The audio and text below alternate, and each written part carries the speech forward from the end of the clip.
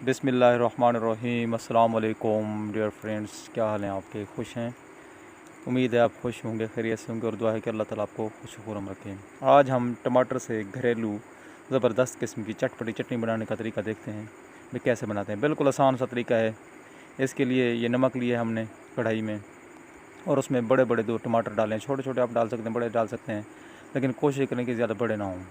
छोटों की ज़रा जल्दी बनती है और उनको भूनना भी आसान होता है। हमने इनको भूनना है।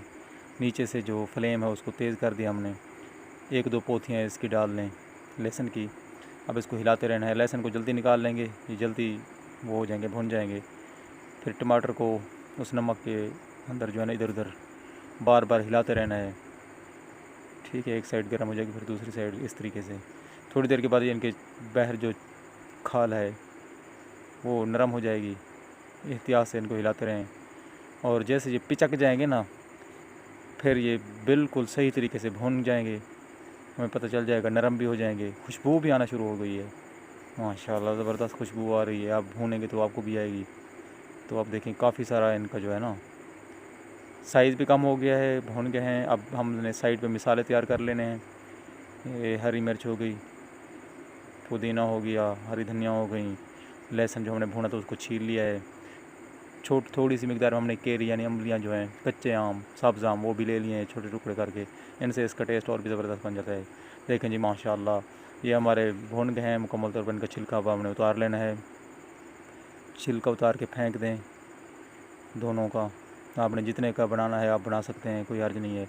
मिसाले अपनी मर्ज़ी के डालें, बंदा देख सकता है भाई इसमें कितने मिसाले आ सकते हैं। अब पानी लेना है थोड़ा सा, इनके छीलने के बाद उस पानी में ज़रा डाल दें ताकि ये थोड़ा सा धुल जाएं। नमक इसमें नहीं डालना अब आपने, क्योंकि नमक इसके अंदर हमने पहले डाला हुआ है।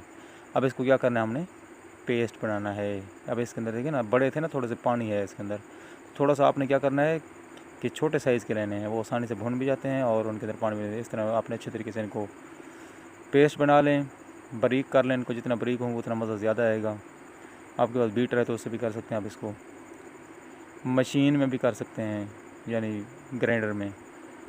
अब अच्छे तरीके से मिक्स करने के बाद अब हमने इसमें डालने हैं जी मिसाले जो हमने लहदा डाल बना के रखे हुए हैं। अब उनको पहले हामन दस्ते में यानी खरल में हमने कूटना, पीसना है। ये देखें प्याज हैं, ये धनिया इसमें डालनी है आपने थोड़ी सी मिकदार में, और थोड़ी सी मिकदार में ज़ीरा भी डालना है। ये सारे जो मिसाले आपने तैयार किए हैं उसमें थोड़ी सी हल्दी डाल लें, चाट मसाला डाल लें, लाल मिर्च डाल लें। ये सारे इसमें डालने के बाद ना थोड़ी थोड़ी मिकदार में अब इसको अच्छे तरीके से हमने रगड़ना है खरल में। खरल में रगड़ने के बाद ये इस तरह बन जाएगा पेस्ट। इसको निकालें यहाँ से, आराम से चम्मच से या हाथ से निकाल कर इसको उसी पेस्ट में, टमाटर के पेस्ट में डाल लें। डाल कर अच्छे तरीके से इसको मिक्स करना है। इधर से साफ़ कर लेनी है ये खरल को। साफ़ करने के बाद सारा उसमें डाल कर फिर उसको अच्छे तरीके से दोबारा बीट करना है, पेस्ट बनाना है। ऐसे ज़बरदस्त किस्म का पेस्ट बन जाएगा। या उसके बाद इसको खाएं, खाने के साथ डायरेक्ट खाएं। हर खाने के साथ थोड़ी थोड़ी मिकदार में खाते जाएं।